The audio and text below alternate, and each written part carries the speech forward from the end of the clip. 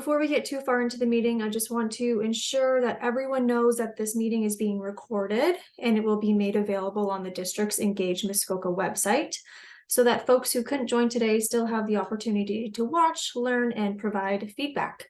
If you have any feedback to provide, you are welcome to share that at the end of the forthcoming presentation, or you can email me directly.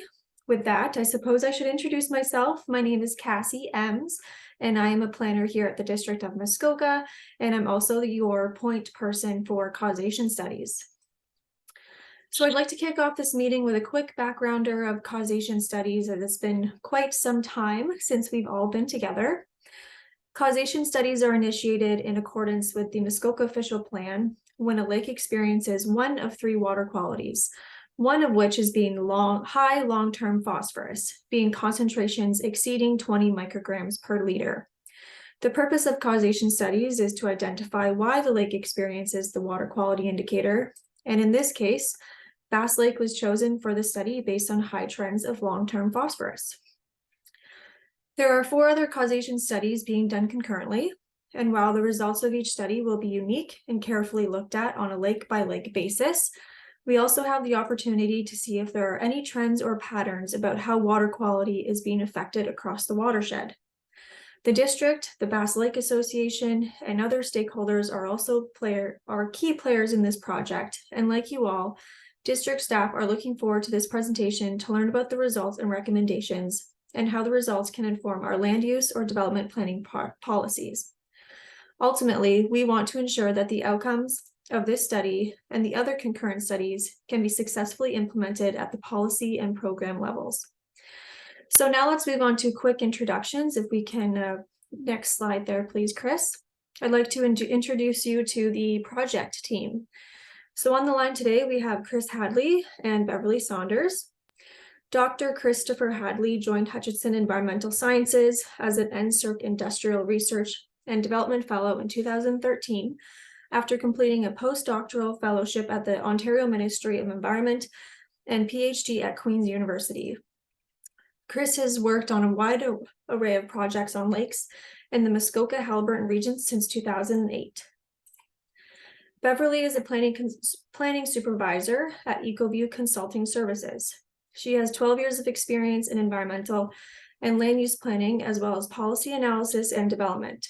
This includes 4 years of leading watershed planning efforts driven by stakeholder concerns, which were identified through workshops, public meetings, surveys, and one-on-one consultation. Beverly currently works on both private and municipal land use planning projects with a focus on leading work which involves stakeholder engagement and environmental impact issues. Beverly has a Bachelor of Science in Environmental Science and a Master's of Science in Aquatic Resources, with a past research focus on consensus-based watershed planning. Colleagues of mine here at the district that have been involved in the study and who are also on the call today include Christy Doyle, Director of Environmental and Watershed Programs, and Rebecca Willison, Watershed Planning Technician. And lastly, but most importantly, on our project team are the stakeholders. We have relied on the participation of stakeholders throughout the entirety of this project, and that remains true as we approach the final stages of the project. Thank you all, the stakeholders so far, whether you're a Lake Association member or if you live, work, or play on the lake. You have all provided valuable input to help us gain an understanding of the current and past conditions of the lake. So again, thank you for helping us gather the information on the lake, for your interest in this study, and thank you also in advance for providing your feedback on the forthcoming draft report. So with that, Beverly, I turn the floor over to you. Thank you. Thank you, Cassie. Okay, I'll stay on this slide for just a second, just to clarify whose roles are which. So EcoView Consulting was brought onto the project to lead and summarize the consultation component and to ensure that that's factoring into the scientific investigation, and just to make sure that that's all on track. And then Hutchinson is the scientific lead on the project and did the majority of the causation study. So the vast majority of the presentation today will be by Hutchinson, which I'll talk about in just a second. For the next slide, please, Chris. So just to start, for housekeeping. So we do have the chat function. Everyone currently is muted and videos turned off. That said, there's a chat function in Zoom. Please feel free to post your questions. I may not pose them immediately to Chris if he's sort of in a particular discussion, then this isn't as relevant. Or for example, if it's something that might be answered throughout the presentation, but we will be monitoring it. So, if we haven't asked through the presentation, I will bring it up at the end. There's plenty of time at the end for questions and answers, which we'll go over in a second. If you do have a question, once we get to the question and answer period, there's a reaction symbol at the bottom of the Zoom meeting, which has a raise hand function. And that will help us identify who needs to raise their hand or who needs to be unmuted and video turned on to ask any questions. Again, if you're not comfortable with that format, that is no problem. Feel free to type your questions into the chat box. We will be monitoring that as well. As I said, there will be a question and answer period at the end, and there's plenty of time for that. So we will be sure to answer any questions that you have. If there are any that haven't been addressed, and I do talk about this a bit later, but if there are any that haven't been addressed by the end of this, or you come up with questions later, we have included Cassie's contact information at the end of this presentation, so you can forward questions on, and then we'll be sure to compile that into overall responses to the comments and questions you received regarding the report. Next slide, please. So today it's myself and from EcoView and Hutchinson giving the presentation. I'll just do the initial introduction and some next steps at the end of the presentation, and Hutchinson will do the bulk of the presentation and discussion. So I'll just go over progress to date. Hutchinson will do the causation study results, and then I'll speak to next steps. Next slide, please.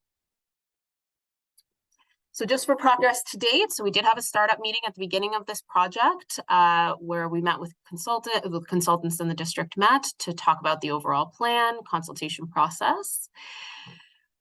We did receive what existed in terms of data and information from the district. So anything that was passed on to them was provided to us. And there was a gap analysis that Hutchinson took over, which I'm sure they'll talk to determine what they would collect in terms of field data. There was a first stakeholder meeting on April 30th, 2021, and that video is posted on Engage Muskoka and was then as well for reference if anyone wants to go back and take a look at it. Next slide, please. We had launched a survey, had about 18 respondents to that survey in order to get background on the lake. The results of the survey were posted on Engage Muskoka as well in July 2021. There was data collection and fieldwork completed in 2021 and 2022. As we'll talk about in a second, there was a bit of a delay in terms of obtaining the data that was needed to do the causation study, particularly climate data, which I'm sure Chris will speak to a little bit in his presentation. We have finished a first draft of the report. However, stakeholder engagement is a huge component of this, and there is a consultation plan that is included. And so we'll be releasing that report and finalizing it after this public meeting in order to make sure that anything that we've heard here that may need to be incorporated has been incorporated. And then right now we're in our second stakeholder meeting where we're discussing the results. Next slide, please. So this slide was actually in the original presentation in terms of timeline. So as I said, there is a revision to that timeline given the timeline that it took to get the data that was required. So essentially the data gathering phase took longer. Today we're at the public meeting. We're now working to get the draft report to you for comment period, which I'll talk about the specific dates at the end, but you'll be given a couple weeks to provide comments, and then we'll be incorporating that into the report and then finalizing in early next year. Next slide, please. Did briefly want to go over the consultation touch points and how your input was used. So we did have that initial stakeholder meeting. We did compile that information. There was some discussion, I think, from Ron, who's on the call, about some rust-colored water events that had happened the year prior to that meeting, comparison of anecdotal comparisons of this lake to other lakes, and identifying sources of data that have been collected annually, and just a discussion of where that data was and what the components of that was. And so I do know that Chris factored those into his causation study and took a look at that information.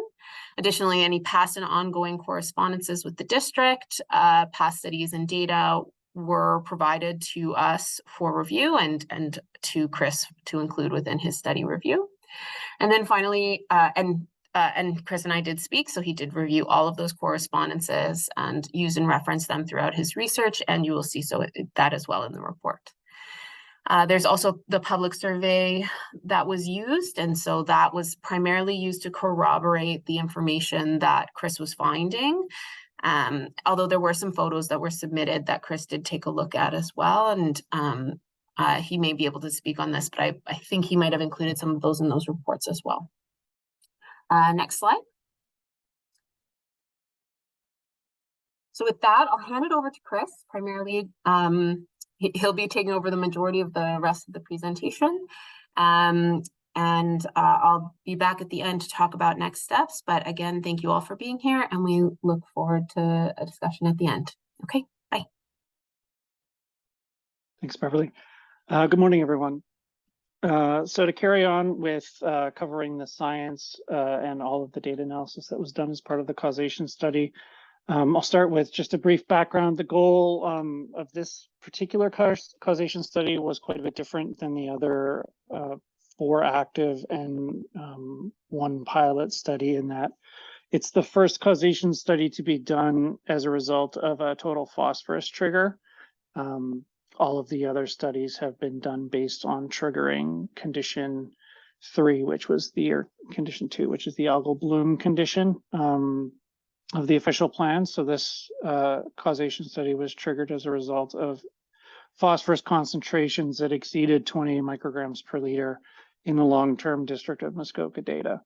So it is unique in that way. So looking at the differences between this study and the other studies, if any of you have attended any of those or end up looking at any of them, there's analysis that was done in those on specific algae types and that sort of thing that's not done here because it's not necessarily directly relevant to total phosphorus. So rather than looking at factors contributing to algae blooms in this particular causation study, we focused more directly on contributing factors to total phosphorus concentrations in Bass Lake. So sources of phosphorus, and whether or not they've potentially changed over time, the modeling of phosphorus in the lake and how that might have changed over time, how development has increased or decreased or not changed at all phosphorus over time in the lake. So those were our focuses for this one.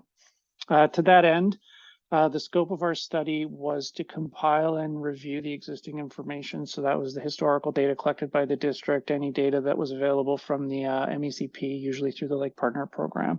And then the stakeholder engagement piece, which was the survey to get input from the occupants of the lake on potential problems that they thought were occurring on the lake, whether that might be septics and gray water, or we had comments on some upstream agriculture on the Cashier River. We had comments on some upstream sewage lagoons on the Garden State Creek. So those sorts of things were explored to the extent that was possible within the scope of work that we had, at least as a preliminary step. So that all of those comments were incorporated into the study design before the field work was done. I think Beverly's slide said that there was field collection in 2022, but there wasn't. It was 2 field programs. We collected data in spring and late fall of 2021 with 2 very different purposes, which I'll get into a little bit later. And then we looked at the phosphorus budget of the lake based on the district's most updated model, and I did some updates to that model to try and update the development information. And then our final goal was to try and determine what, if any, additional information might be required in order to assess the phosphorus concentrations in Bass Lake and why they're above that 20 microgram per liter threshold. Just to So- clarify, Chris, sorry to interrupt. Sorry, I just meant that we were collecting the data, not physically, but trying to get the climate data during that year as well. So just to clarify what I meant. The goal of the field programs was twofold. So the initial proposal was to sample in the fall, and the target of that sampling was to look at the deep water oxygen status of the lake to determine whether or not internal loading was likely to be a significant factor, and to supplement the data that had been collected in the long term by the district. Based on the stakeholder feedback and internal discussions, we had a plan to potentially sample in the spring in order to capture incoming water quality from the Kashi River, which we sampled, and Garter Snake Creek. So both of those were sampled on May 23rd, and the lake itself was sampled on October 12th. And so I'll get into those in a little bit. We sampled one central deep spot in Bass Lake, which was the District of Muskoka's long-term water quality sampling site. And I'll have a map in a minute so you can see those. So there's the map. So we collected a typical suite of water quality variables when we were out on the lake in October. That was field measurements of pH, conductivity, temperature profiles, oxygen profiles, and then general chemistry, nutrients, and metals. And if oxygen was low, we were going to collect bottom samples to try and get an idea of the impact of internal loading on the lake more quantitatively. So the map that you see in the bottom right corner, the blue spot is where we did our collection. The orange point is where the Lake Partner Program data is supposedly coming from, based on the Lake Partner Program's GPS locations that they sent me, though I'm suspicious that they might have rounded their GPS coordinate because they don't usually sample near shore, and that's very clearly a near shore point. But that's the point they gave me, so that's where I put it on the map. But I think it might actually be in deeper water than that. So looking at total phosphorus concentrations as a whole before we break it down into the individual components that are contributing to the phosphorus in the lake as best we can. The most apparent thing from both the district's data and the Lake Partner Program data, which admittedly ended quite a while ago, it hasn't been collected in almost 10 years, or in over 10 years, is that there's no long-term change in phosphorus in the lake. So the data previous on the top graph, previous to 2002 from the district is collected in a different way. So I've included it for completeness, but the actual methodology of the sampling was different. So it's not necessarily as directly comparable. So that decrease that you see over time may have been occurring or may be a product of the differences in methodology. And we can't really determine that one way or the other with any sort of certainty, but focusing on the data that's happened that's been consistently collected, phosphorus concentrations in the lake have been idling around that 20 microgram per liter mark for almost the entire instrumental record. There's one low point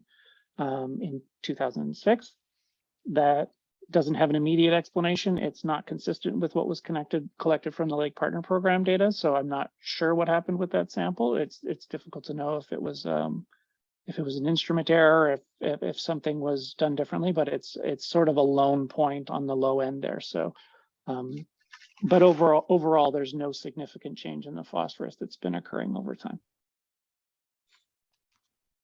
So in order to try and get at the individual components of phosphorus loading, in some cases we can do that directly, and in some cases we have to use other information to try and proxy and for what we think might be happening in the lake. So for internal loading, which is a loading of phosphorus that's coming from the sediments into the lake, direct measurements of internal loading are very difficult and are not available for the lake. So what we set out to do in order to estimate whether or not internal loading was a factor and B, a factor that's changed over time, was to look at some of the different parameters and variables that could change or could impact internal loading. And one of those factors is the air temperature and the water temperature.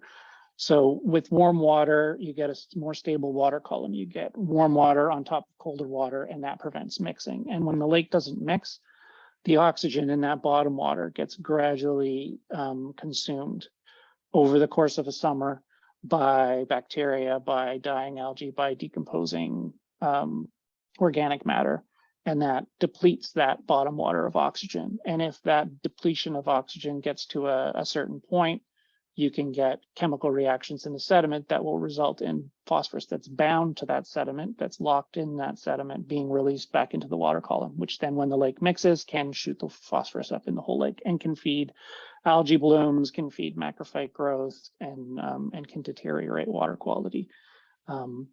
So we wanted to explore whether or not not only internal loading was occurring in Bass Lake, but whether or not there was any evidence that it was likely to be changing over time. So one of the ways we did that was looking at air temperature and water temperature. Now, water temperature data, excuse me, was limited to the district's sampling, annual sampling monitoring program. So the district does water quality profiles every year. August was the latest that we could get. We typically want to go as late in the season as we can go for these kinds of analyses, because you want the maximum period of time to have occurred for that oxygen depletion to have happened. And in the August samples, what we saw is a lot of variability in water temperature, which is the top right graph on the top right here. So the sort of annual August water temperature at the surface was warmer in the more recent years, but not an extremely significant relationship. There's a lot of variability in that relationship. So you get values dating back into the early 2000s that are still in the high 20s or mid 20s. So it's not a striking increase, but there is some evidence that some of the more recent years are higher.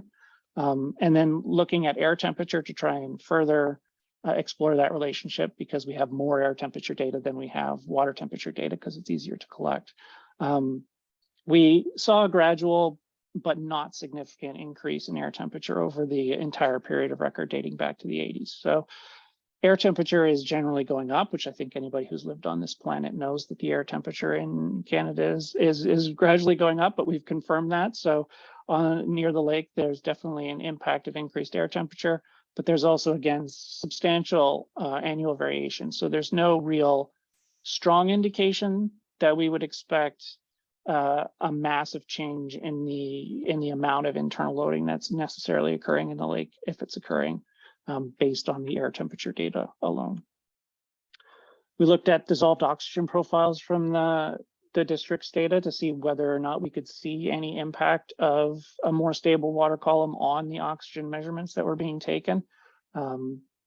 We noted that in 12 of the 15 years on record, oxygen concentrations in the bottom water dipped below 2 micrograms per liter, which is a cutoff that we sort of use for saying that internal loading is possible in this lake, because we're measuring 1 meter off of bottom customarily. So you expect that right near that sediment water interface, there's going to be even lower oxygen than 1 meter up. So we did look at long-term data, and the thing that is the most apparent in these data is that while oxygen concentrations in the bottom water are below 2 micrograms per liter, there's no pattern that suggests that that's become more frequent recently than it was in the past. So there's nothing that suggests that, again, that anoxia in the lake and internal loading in the lake may have increased significantly based on the data that we have, which is not, it is again proxy data, but it's the best data that we have available, and it doesn't show any major increases in dissolved oxygen or in low dissolved oxygen conditions. So that's sort of the internal loading component. We don't have any obvious information suggesting that component has likely changed significantly. So we turn to the phosphorus budget for the lake and the development data available on the lake to try and assess other phosphorus sources that are coming into the lake. And the first thing that strikes me about this lake, and got comments from some of my colleagues when I sent around some of the maps of this lake, which we'll see in a minute, is how big the watershed of this lake actually is. When you look at the extended watershed of the lake, the full watershed of the lake, with the Kashi River in the west and Gardner Snake Creek in the east, the watershed area for this lake is absolutely massive, and I'll show that in just a minute. And as a result, what you can see in the table below is that the upstream sources section of the phosphorus budget, that's not supposed to happen, there we go. The upstream sources of phosphorus in the phosphorus budget of this lake account for a huge portion of the total 1,240 excuse me, 1,240 kilograms per year of phosphorus coming into the lake. So the vast majority of the phosphorus coming into this lake is coming from watershed sources and precipitation sources, and most of that is not coming from the immediate close watershed that's coming through overland runoff. It's actually coming from upstream of the lake, from Causation River and from Garter Snake Creek, which we'll look at in more detail in a minute. In terms of the development on the lake, so the development on the lake impacts the lake in two ways. Those ways are direct overland runoff. So that is anytime you clear trees, anytime you disturb the land to build something on a lake, you're going to usually create more impervious surfaces, and those surfaces are going to allow runoff, greater runoff than would happen if it was a completely forested catchment to come into the lake. And so that's estimated through the overland runoff to the cottages and overland runoff which is just other development on the lake that's not cottage, whether it's, in some cases, it'll be a town or a marina. And it's a very small component here, as you can see. So we'll look at first on the left-hand column, or on the right-hand side. So the old lot count was 1997, and this would have been 21 developed lots and 13 vacant lots. And based on those numbers, we can see that the phosphorus loading to the lake from overland runoff based on cottages is very small relative to the total 1,200. So you're talking about less than, well, you're talking about exactly a tenth of a percent of the overall phosphorus budget is a result of overland runoff, because this is not a heavily developed lake. And then I actually revised the model to update and include lot counts from the district that basically took into account changes that have occurred between 2008 and 2018. And so the most updated development numbers that I have for the lake indicated 30 developed and 11 vacant lots. And so inputting those numbers into the same model, you can see changes the phosphorus concentrations that are likely to come from overland runoff, but it still represents an absolute minuscule fraction of the overall phosphorus that's coming into the lake relative to other sources. The second place that phosphorus can come from cottage development, which is the primary kind of development on Bass Lake, would be septic systems. Now, the way that the model works is that it does not assume that the septic systems are retaining much phosphorus in the soil. So the model is built by the MECP and then modified by the district through consultants, and it assumes that anything within 100 meters of the lake is basically making all that phosphorus from septic systems is making it into the lake. So it's going to overestimate the actual impact of cottages, because a functioning septic system based on peer-reviewed literature does not have that much phosphorus reaching the lake. The phosphorus retention in the soil is actually quite good, even in the thin soils in the Muskokas. So these numbers are likely an exaggeration, but are still only 1% and 1.5% or 1.25% of the overall phosphorus budget. So again, what we're seeing here is that the development on Bass Lake itself, those cottages that are built on Bass Lake, are not likely a significant contributor to the phosphorus concentrations in the lake relative to other sources. Looking more closely at the watershed sources. So here's the map that I was talking about earlier. I hope you guys can see my my mouse pointers. So the Causation River is basically everything on the left divided by this green line that's going down here. So that's the watershed area of the Causation River, and it goes from Bass Lake here at the bottom, so up and through Buck and Doe and a whole bunch of other lakes, and ultimately almost all the way up to, I think that's Halliburton, or not Halliburton, Huntsville, pardon me. And then the Garter Snake Creek is equally large. So Garter Snake Creek overall watershed area is very huge. So this kind of a watershed area for a lake this small it's actually kind of surprising that the phosphorus concentrations are not higher in the lake, if I'm to be honest. And I'll talk about that a little bit more later. But our exploration of what's incoming into these creeks, so we sampled both creeks, we sampled them very close to Bass Lake. So we sampled the Kashi River just downstream of this bridge, which is the Cooks Road Bridge, in order to make sure we captured an agricultural area that is upstream of that bridge, because it was noted by the stakeholders that that was an area that they were interested in knowing more about. And we sampled Garter Snake Creek right near the outlet to the lake itself, in order to try and capture any potential influence of this large wetland complex that's on Garter Snake Creek, right directly east of the lake. What we found was very little in terms of evidence of a water quality problem in either one of those creeks. So looking at the total phosphorus concentrations of both, they're both right around 14 micrograms per liter plus or minus, so 14.5 and 13.5, which is lower than the phosphorus concentrations in the lake. We sampled in May to try and get a period of the highest flow. These are snapshots in time, so this is a single measurement in time. And that limits what we can say about the incoming phosphorus. There's definitely a potential to monitor these in more detail, and I'll talk about that in a little while near the end. But we wanted to get a preliminary look at whether or not there was any very obvious high sources of phosphorus. So these values are below the provincial water quality objectives for rivers and streams in Ontario. There's really no red flags here that say, you know, there's a lot of phosphorus coming in from this particular source. But again, we are talking about a single date in May, a single snapshot in time.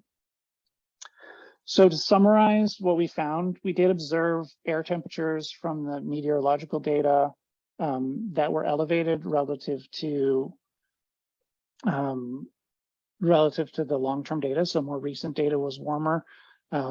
Those periods of low wind were also, we didn't look at wind speed data specifically, but rather looked at long-term research on wind in the region, because we were not comparing against a single algal bloom here. We were actually just looking at how wind has changed over time. So the Ministry of the Environment has published data that's shown regional wind speed has declined. So both high temperature and low wind should enhance thermal stratification and should drive more internal loading in a lake that's experiencing internal loading.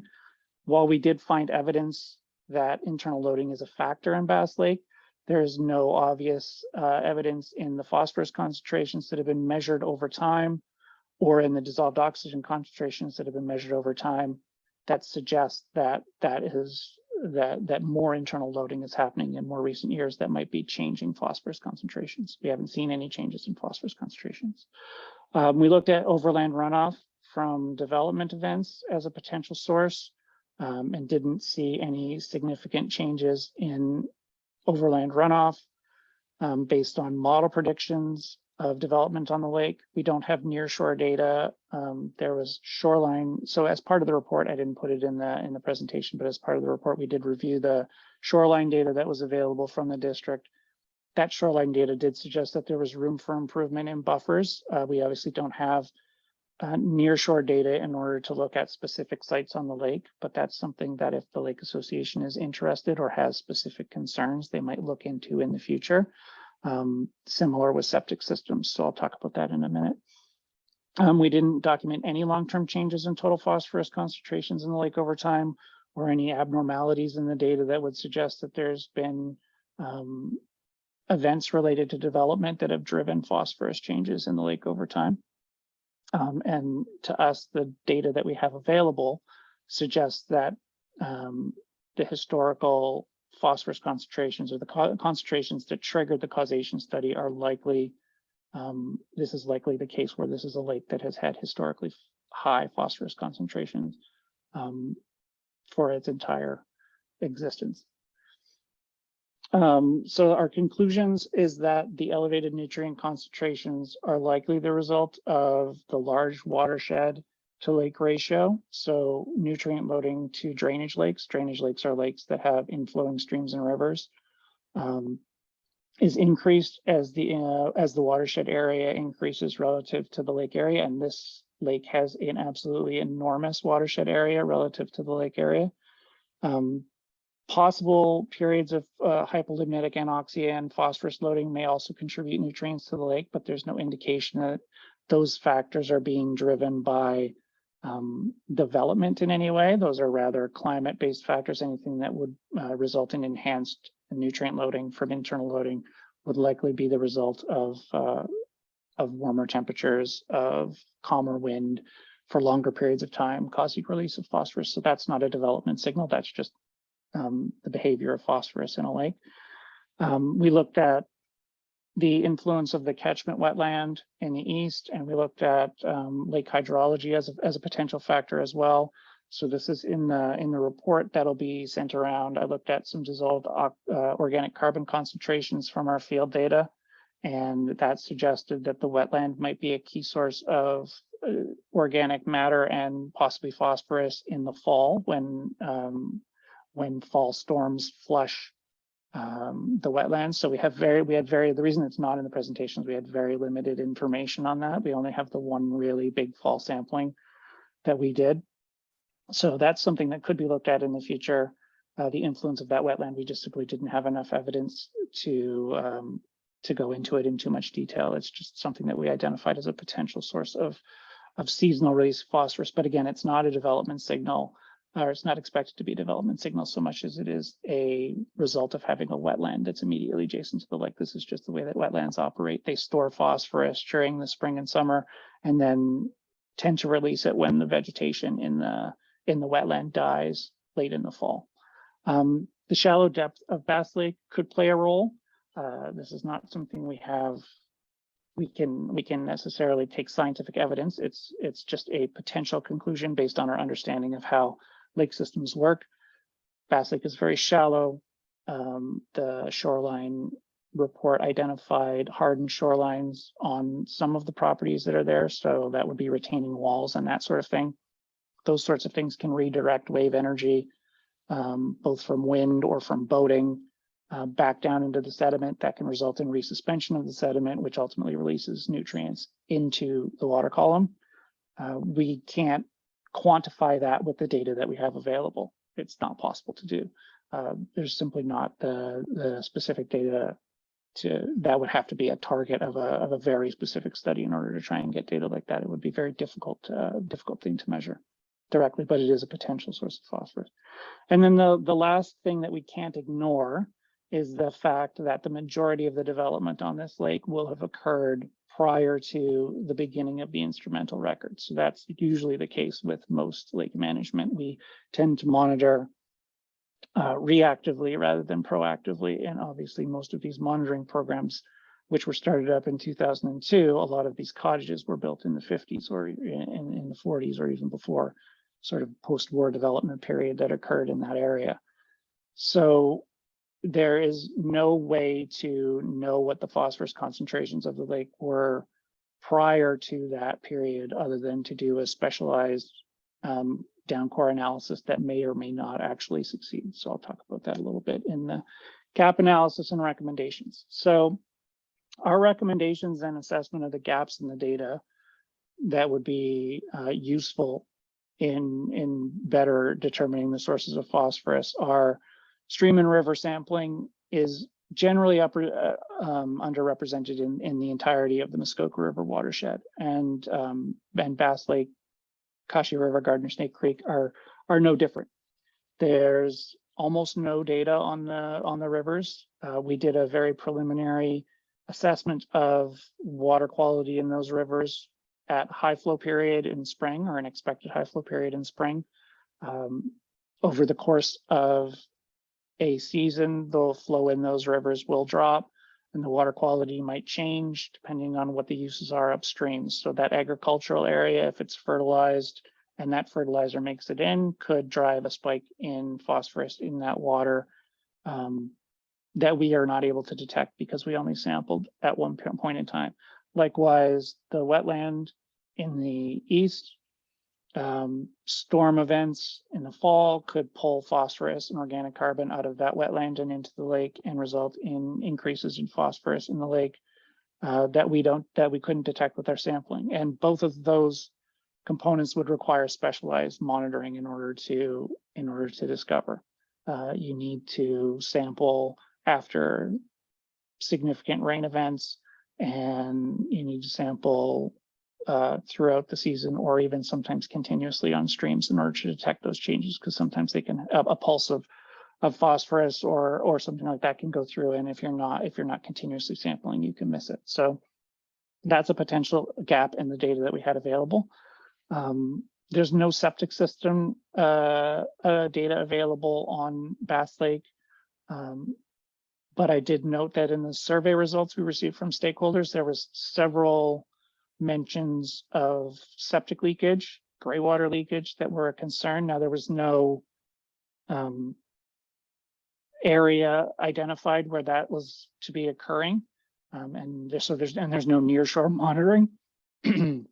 So there's a couple ways that gap could be filled. One would be to do a septic survey on the actual septic systems on the lake and determine whether or not any of them are faulty and leaking. Now, you did see from the phosphorus budget that even assuming that all of the estimated phosphorus from those septic systems was reaching the lake, it still only accounts for a very small amount of the phosphorus reaching the lake. So may not be worth doing a lake-wide septic assessment for that information, given the cost associated with that analysis. Alternatively, targeted nearshore sampling, if areas are identified where there is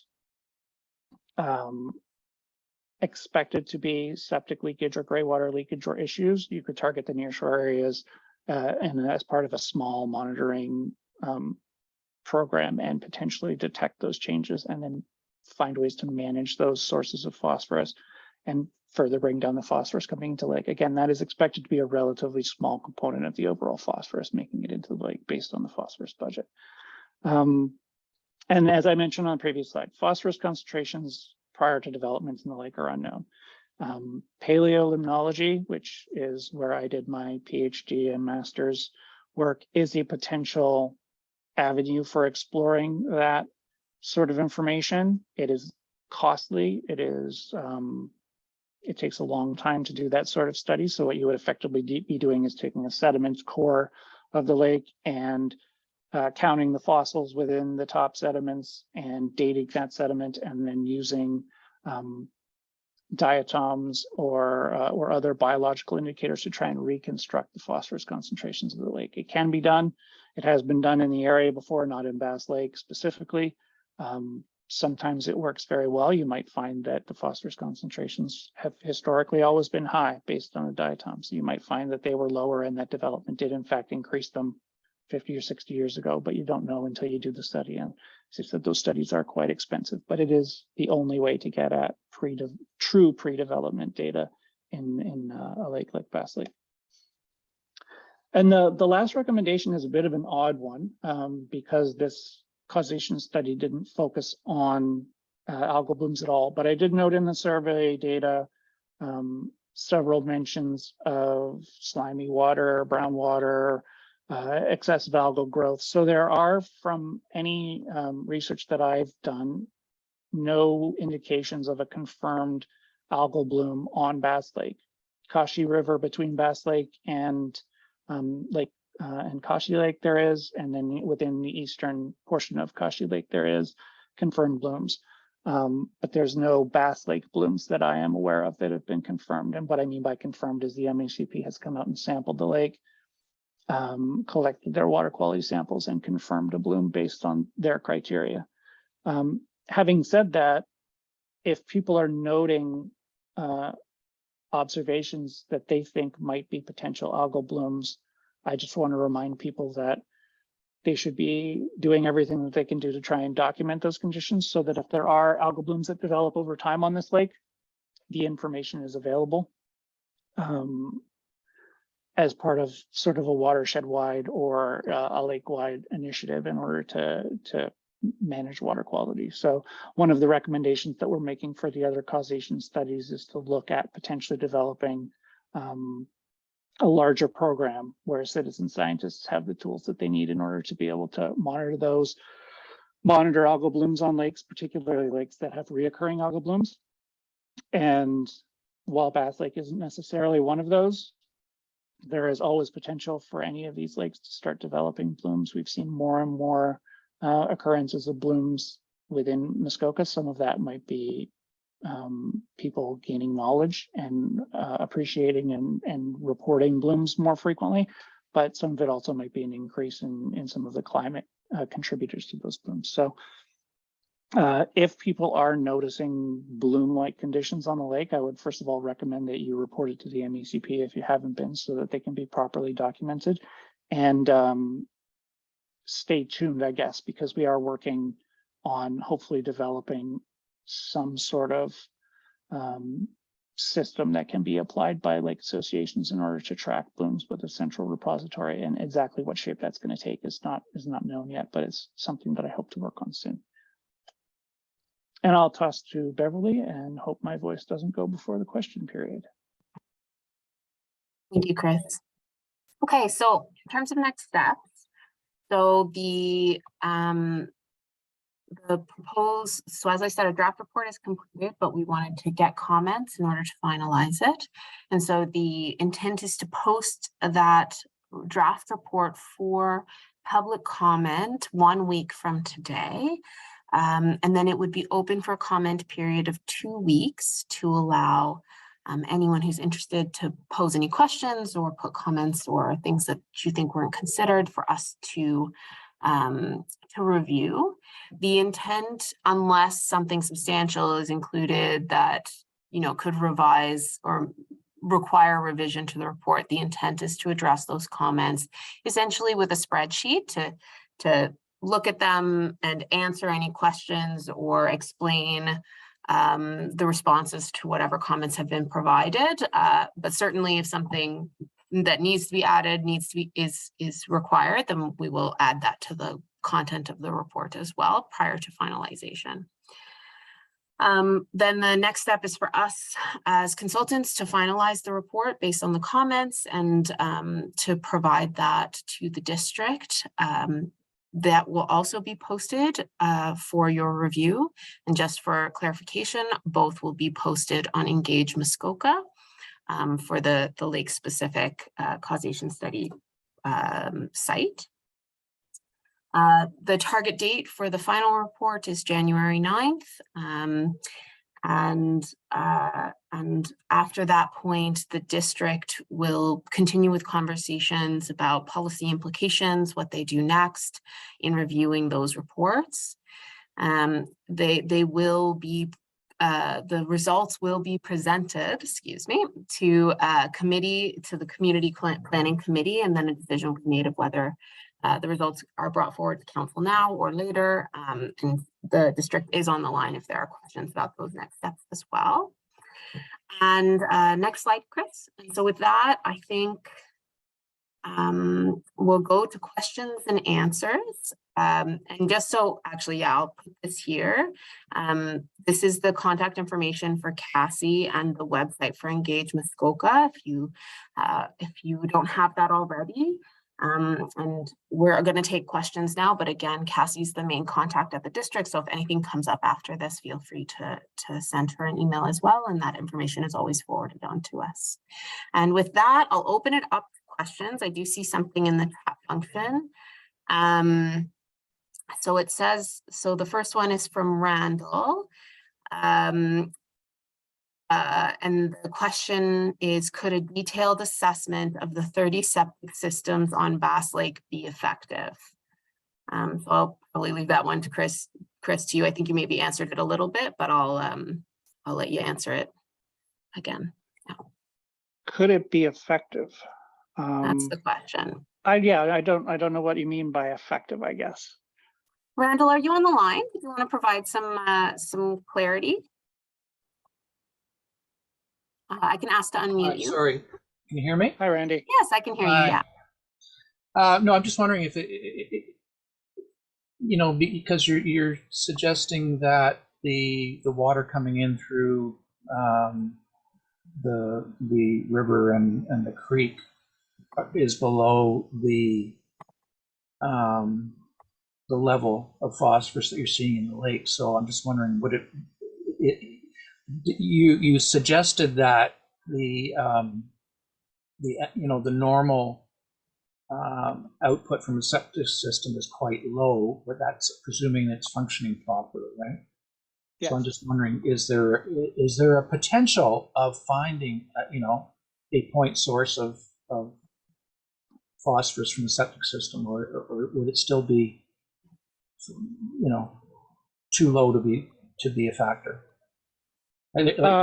Obviously, there'd be a larger cost of doing, a major study of those 30 septic systems. Yeah, I don't want to assume what the exact cost would be to do a survey of the 32 or so septic systems that are on the lake. My gut feeling is that it's probably not worthwhile to undertake that scope of a study when we know from the budget that even if all of the phosphorus from those systems is making it to the lake, it still represents, I think it was an estimated 1 to 1.25% of the phosphorus is coming in. It's such a small component. That being said, the phosphorus coming into the lake that's manageable is another question. So that's one potential source of phosphorus reduction that is available to the Lake Association members, the stakeholders that live on the lake. There's potential to improve the nutrients coming into that lake in the area. You can't control internal loading. There's no system in place in Canada that allows internal lake management to control internal loading right now. So if there's internal loading coming into the lake, that's a source of phosphorus we can't particularly control. Coming in from the Kashi River, short of maybe best management practices, if you found that agricultural land was a problem, you could maybe institute best management practices to try and reduce that. But the water that's flowing in through that river is not going to necessarily be all that controllable either. And same with the wetland, you can't really control what's coming in from the wetland. So it does represent a source of manageable phosphorus. I would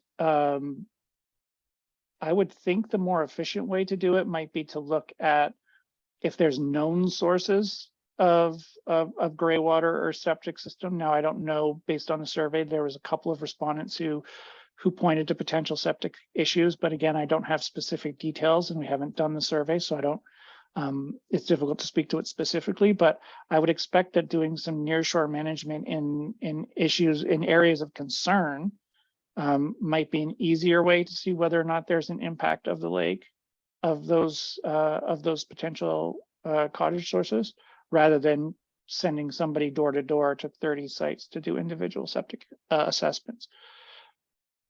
But if you find the evidence in the lake and then you want to try and solve that problem, you still need the septic system assessments in order to identify what the specific problem with that system is and put a management plan in place to fix it. So it's difficult to know which is the best course of action in terms of management, but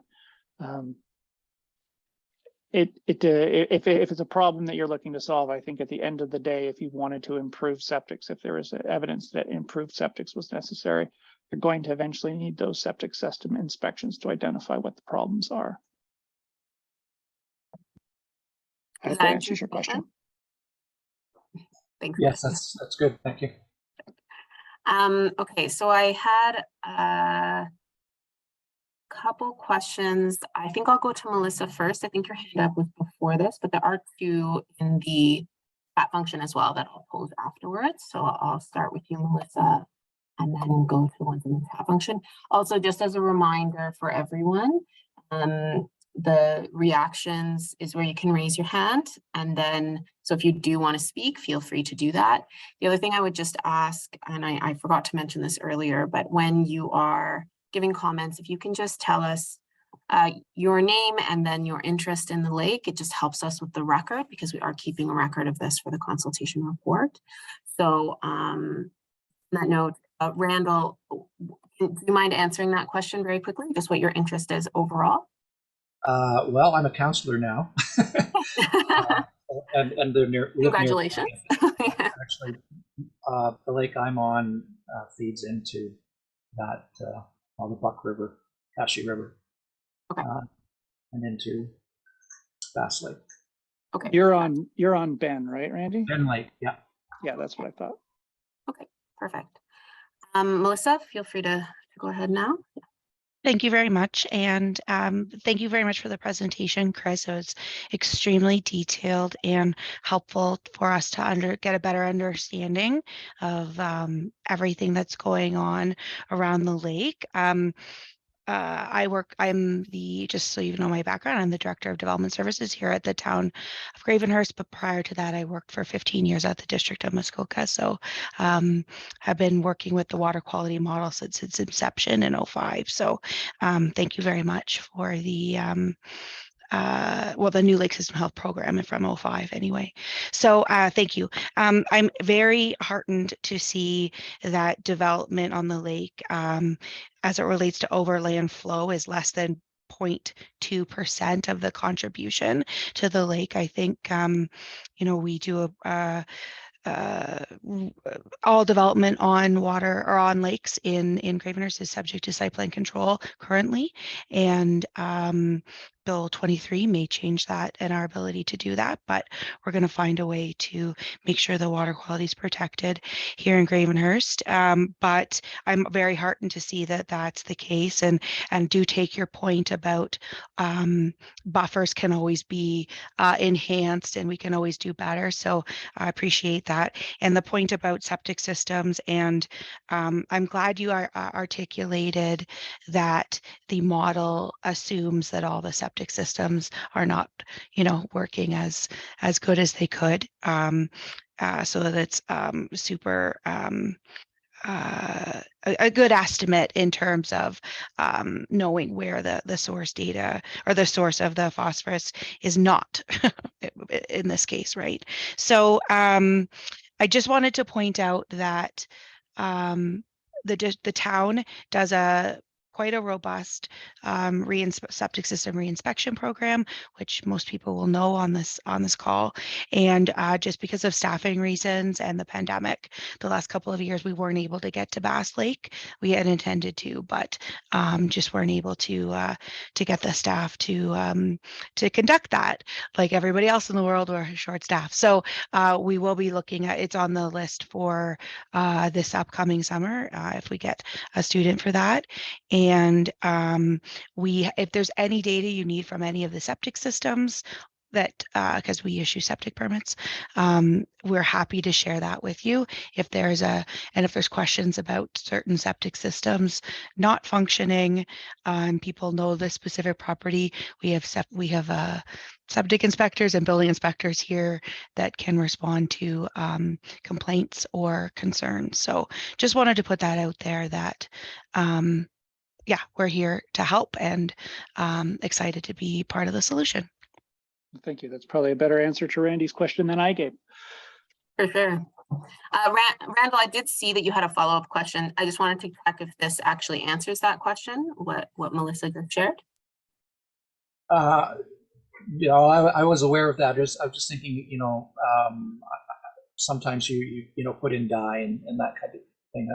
I was thinking of a more extensive septic reinspection, if you would.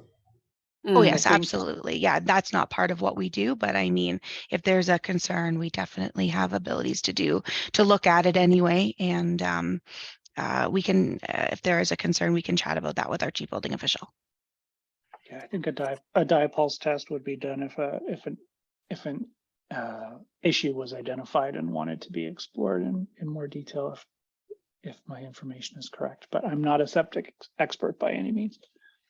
And I mean, I'm not a building code professional, but I do know that when a septic system is properly installed and meeting building code requirements, that typically it's not a large source of phosphorus, assuming it meets all setback requirements. So it might be a matter of determining if there's any issues with the town of Gravenhurst, and then identifying if it's sort of worth doing additional research after that. If there's point sources or ones that you're specifically concerned about. But yeah.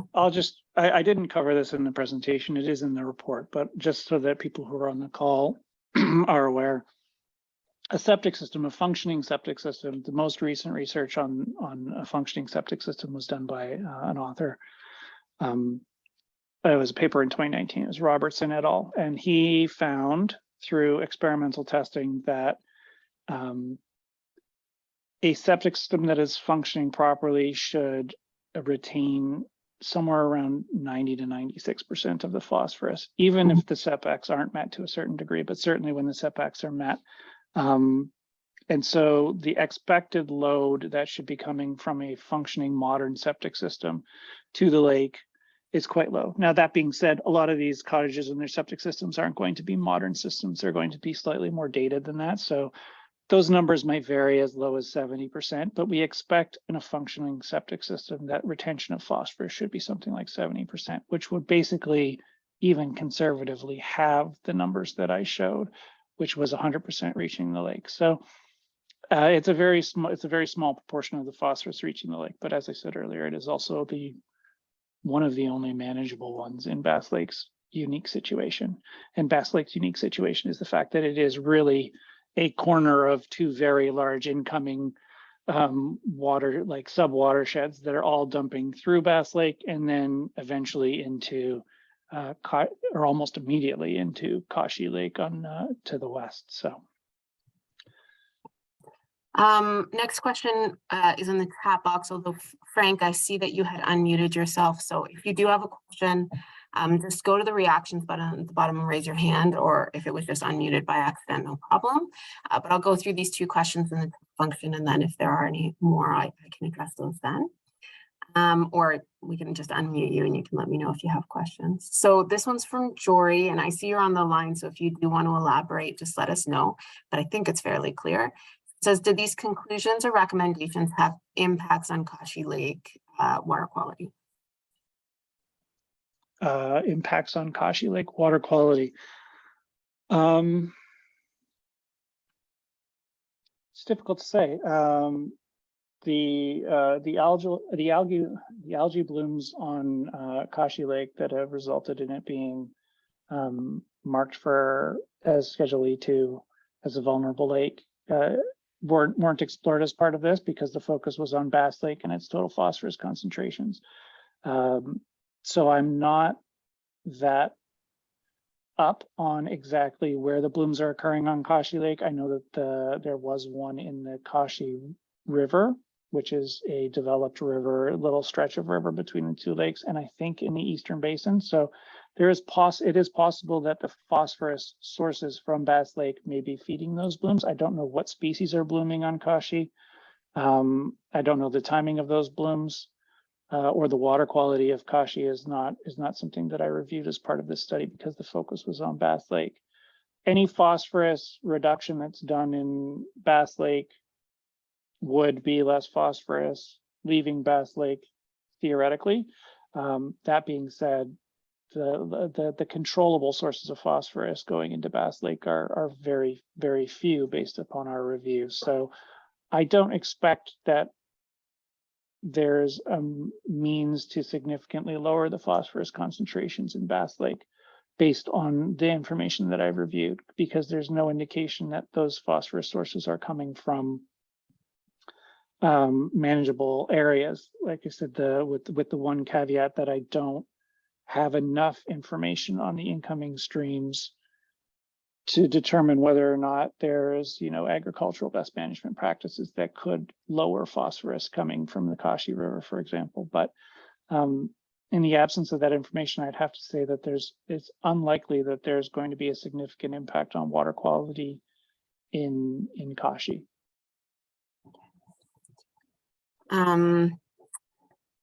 I guess I'll start with this one. So this was a high-level question. So there was just a question to post information on how to report algal blooms.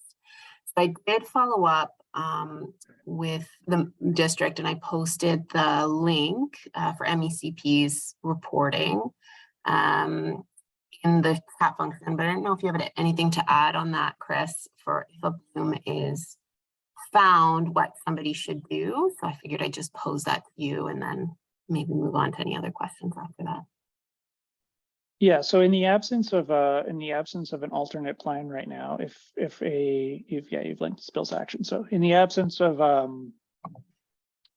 any sort of alternative means, which as I mentioned, very near the end of my talk. It's something that I'm hoping is going to be developed. It's something that's out there right now that we're actively working towards, but there's no dedicated plan to finish it yet, but we're working on it.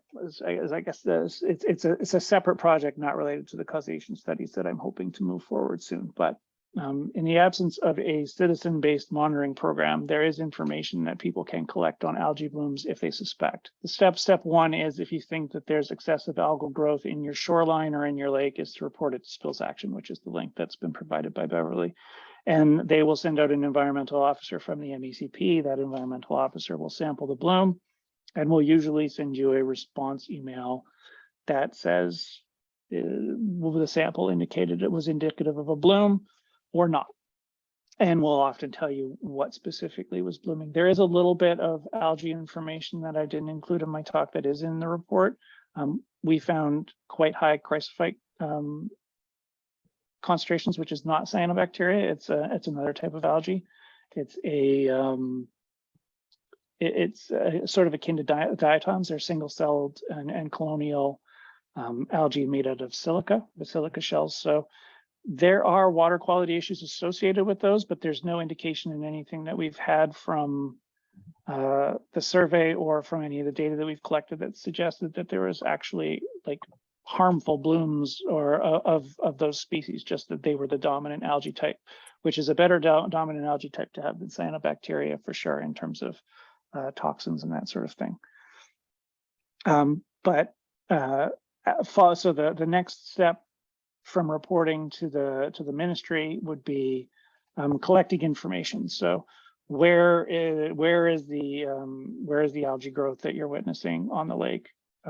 Whether that's just along your shoreline, is it happening in the whole lake? Is it happening in one bay of the lake but not elsewhere? So that's important information to know. The date that you noticed it, how long that bloom stuck around. Did it start in the shoreline and then sort of grow out into the main body of the lake and expand? Was there a surface scum? Pictures can help in terms of describing those sorts of things. So if the Lake Association was interested, and I know that the lake associations between Kashi and Bass are sort of one. So for both of those lakes, this would be relevant.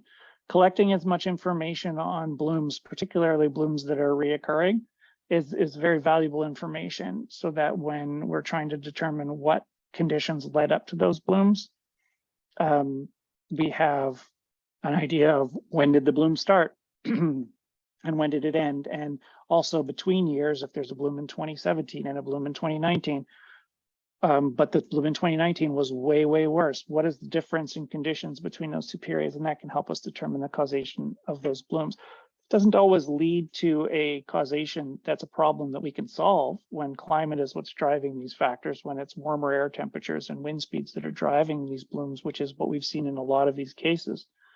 Doesn't necessarily mean that it's immediately manageable, but it can help determine the causation.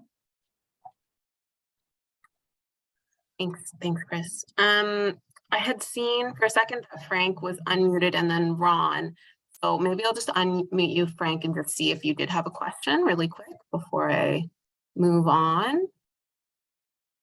Hey, my question was actually answered. It was regarding how come there would be algae blooms in the eastern portion of Kashi Lake, whereas in Bass Lake there isn't any. Like, does something happen in the river? Or what? I know it's beyond. I think it's beyond the scope of this, so I understand that. I mean, I don't know the bathymetry of Kashi Lake very well. Kashi Lake's a very large and very complex lake, and so I'd hesitate to try and off the cuff try and speculate on what might be causing blooms in the eastern portion of the lake without more information. Is unfortunately the best I can do. Okay, sorry, I accidentally muted you, Frank. Does that answer your question for now? Yes, thank you. That's great. Thank you. Ron, I also saw that you were unmuted again, so I just want to confirm if you had another question as well. Am I coming through? Am I? You are now, yes. Okay. I'm wondering, Chris, if looking at the septic input, have you taken a look at any ratios with nitrogen compounds? That's one way of sort of trying to tease out human or animal feces input versus looking at that compared to the phosphorus levels and looking at the incoming from the rivers versus out in the middle of the lake. So there's no changes in, we did review, I only presented phosphorus because phosphorus is obviously the key water quality component that the study was focusing on. But in the report, I did look at the full suite of parameters that's monitored by the district, which includes nitrogen compounds. There's no change in phosphorus over time, and there's not really any significant change in nitrogen over time. So I wouldn't expect that the ratio of the two would have changed significantly over time either, if that's what you mean. So I guess the answer to your question is no, I didn't look at them in any more detail than looking at whether or not there was any significant changes in any monitored parameters over the duration of the monitoring record. Okay. Follow up to that, in terms of the total phosphorus, have you looked at the components of the total phosphorus, whether it's organic, whether it's water soluble, insoluble? I know the analysis of total phosphorus digests it all. I assume your analysis is done by the ministry's Dorset lab? The districts, so the LPP data would definitely be done by the Dorset lab, As is the district's so data. Any additional work you did, was that done analyzed by the Dorset laboratory? We did total phosphorus. We did not do soluble reactive phosphorus or orthophosphates. We didn't break down into the components of phosphorus, and the reason for that is because we have no long-term data to compare it to. So we wouldn't have been able to look at whether or not that had changed. So we focused on total phosphorus in order to be able to use the long-term data to our advantage. Okay. I thought as a special causation study that you would have looked at kind of how the phosphorus is broken out, which might give you some insight as to the sources, the wetlands versus septic. Okay.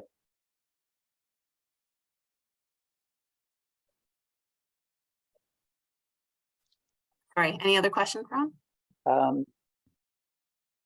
Not really. I'll formulate some more as I get into the For report sure, and for sure. have a look at it. But the only thing I can add is that in terms of the reporting, like the blooms on Cache typically get reported to me as the lake steward.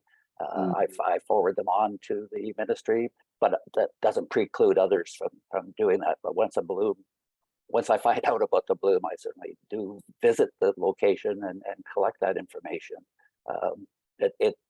So far, I haven't had a report from Bass Lake from the stakeholders down there, but if going forward, that would certainly be my plan, would be to continue to do that. It might be worth. Yeah, go ahead, Chris. Sorry, I'm sure you're saying the same thing I was. No, I was only going to say that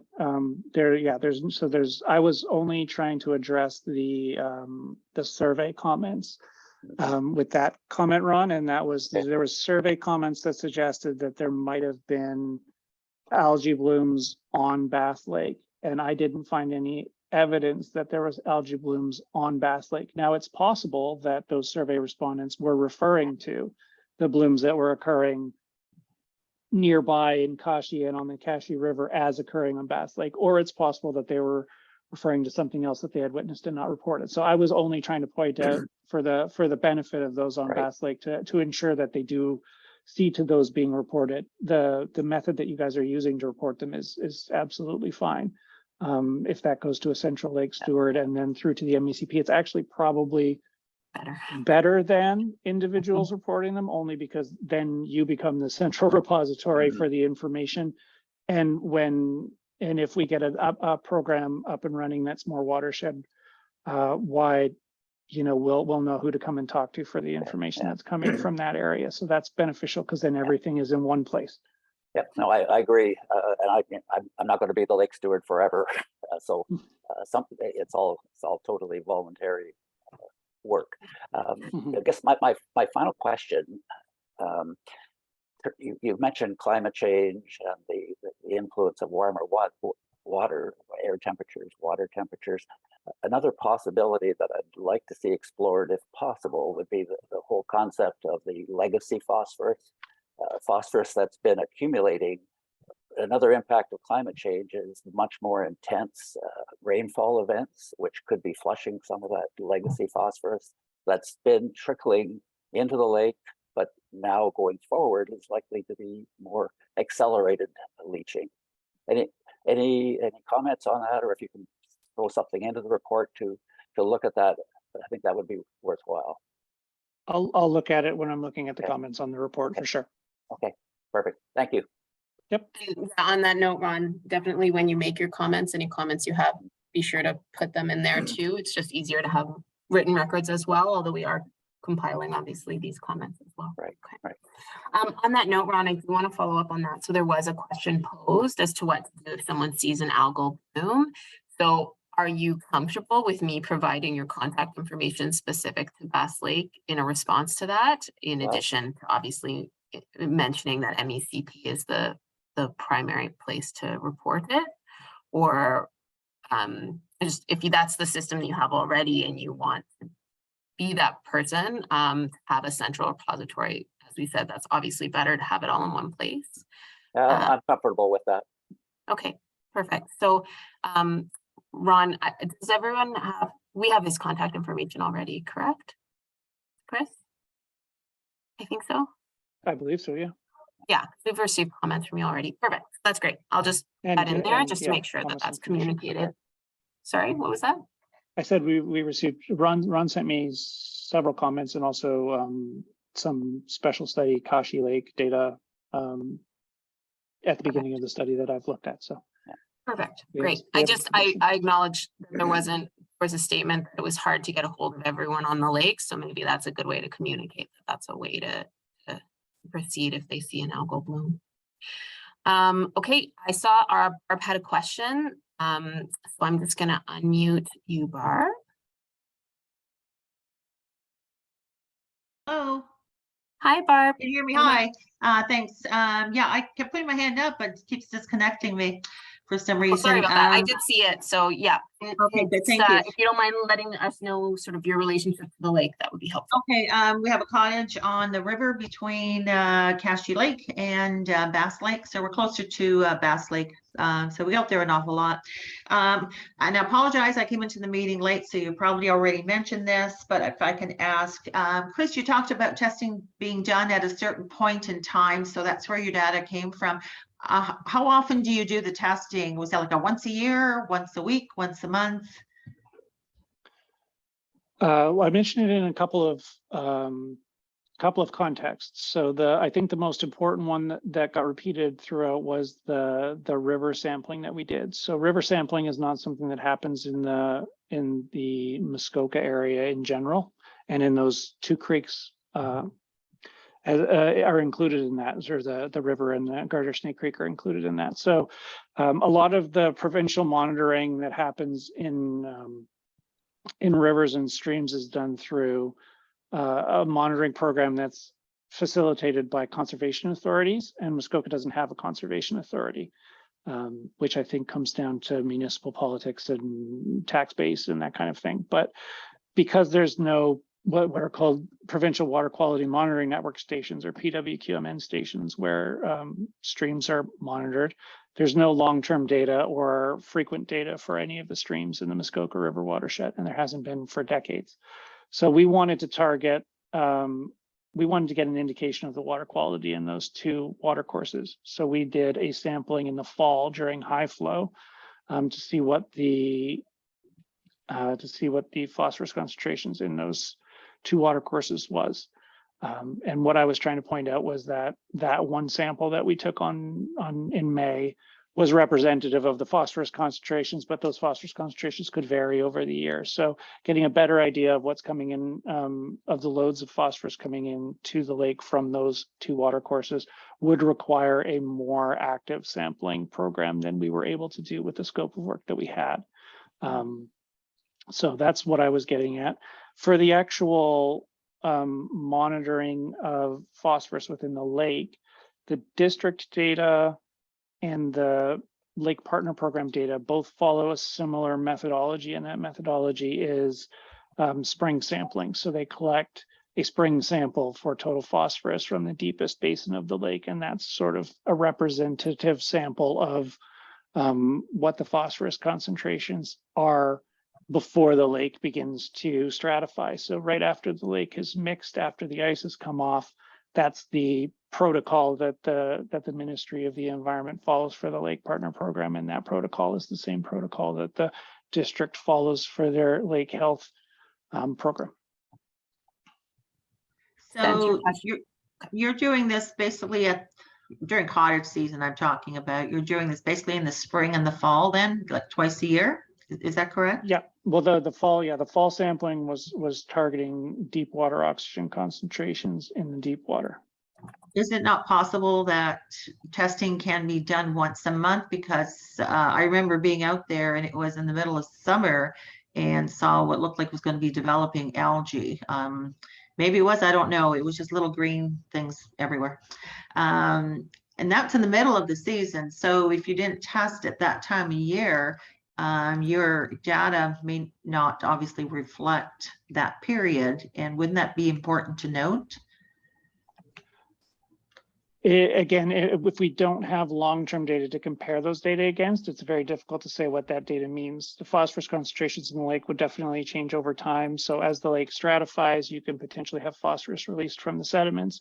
During the fall, you could also potentially have phosphorus released from the wetland into the lake. But when we're trying to determine whether or not development is the cause of phosphorus concentrations being elevated in the lake, we rely on that long-term data in order to say what the impact of development is. So if I take a sample in the summertime, for example, as you suggested, and see that the phosphorus concentration at that time of year is 35 micrograms per liter instead of the around 20 micrograms per liter it is in the spring, I don't have any long-term data to compare that against. Is that 35 micrograms per liter that I've measured higher than it normally is at that time of year, lower than it normally is at that time of year, or very much typical for that time of year? So I need the long-term data in order to determine whether change has occurred over time. And then what I was trying to do was relate that change to those changes in development that occurred that were monitored or that were documented by the district.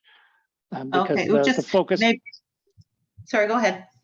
The focus of the study was to say, you know, what is the phosphorus concentrations, because this is a planning-based study, are the phosphorus concentrations in the lake, this exceedance of 20 micrograms per liter, is that likely to be the result of development that's occurred on the lake? Is development on the lake driving those high concentrations, or are they from other sources? Are they from natural sources? Okay, no, I understand what you're saying. I'm just wondering, like, would this be a good starting point to start doing them more frequently? And is this can it not be done because you don't have the manpower to do it, or is this something that volunteers can get involved in? To clarify, when you say you, do you mean the district specifically, or? When I say you, like I'm talking to Chris and his group? My group's been retained to do the causation study and to write the report that we've set a draft on, and then basically our scope of work is going to end. So future monitoring on the lake, whether the district is going to continue their monitoring on the lake, that I'm sure their lake health program on the lake is going to continue.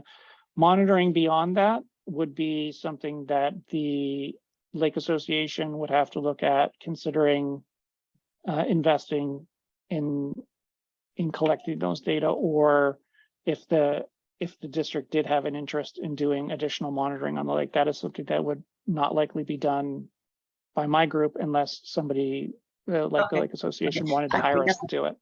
Okay, thanks for clarifying, because I guess I understood it a different way. And if you don't mind, I just have one little more question here, because earlier you talked about would Bass Lake, the phosphorus or whatever's in the water, affect Cashew Lake, or I'm basically talking about the Cashew River between the lake, because there's a lot of movement in that river. It goes one way and then it goes another way, and you can, especially during, let's say this last fall, a lot of pine needles, a lot of leaves came down. Okay, so you see the movement of the water, just it looks like a little monster going across. It's so top heavy with leaves. So when you said the Bass Lake would not affect Cashew River, did I understand that correctly? Because No. I see a lot of stuff flowing through. No, that's right. So the question about Bass Lake affecting the Akashi Lake was, I believe it was phrased, would changes Results of the in study. would the results of the study, would the recommendations of the study alter phosphorus concentrations in Bass Lake to the extent that it would impact Kashi Lake or the Kashi River downstream? And what I said was that it's unlikely, because such a small portion of the phosphorus pool coming into Bass Lake is manageable. It's really just that overland flow and septic component that's manageable. I don't expect that even reducing those phosphorus sources to zero would have a significant impact on the phosphorus concentration in Bass Lake itself.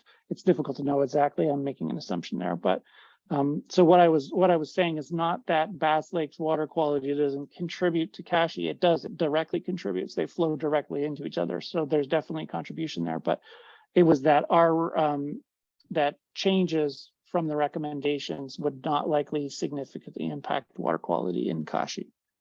Okay, thank you very much. You're welcome. Okay, I did send some private chats to those who didn't speak, just to ask your interest in the lake. So if you don't mind just responding, taking a look at that. I think it was Lauren, John, Leslie, and Mike. If you don't mind just responding in the chat function, you can send that directly to me. Alternatively, is there any other questions regarding the project? Okay, seeing none, I just wanted to thank everyone for your time. Thank you for coming. This was a great discussion. As I said, we have recorded this. We'll be recording the comments. We will be posting the report as well for 2 weeks in order to obtain additional comments. That's a great opportunity if you have additional questions or comments that you would like to provide through that 2-week period. Additionally, we had posted the contact information for Cassie earlier, which feel free to send me a private message if you need me to send that over to you again. We'll leave it open for about 5 more minutes just to allow any additional messages upon the closure of this meeting. Just want to thank everyone for coming, and I will leave it to Cassie now to just close off the meeting, and we appreciate your time. Thanks, Beverly, and thanks, Chris, for your presentation. That was great. I think I can speak for everyone here on the line that we certainly learned a lot about Bass Lake this morning, and we're looking forward to diving into the draft report.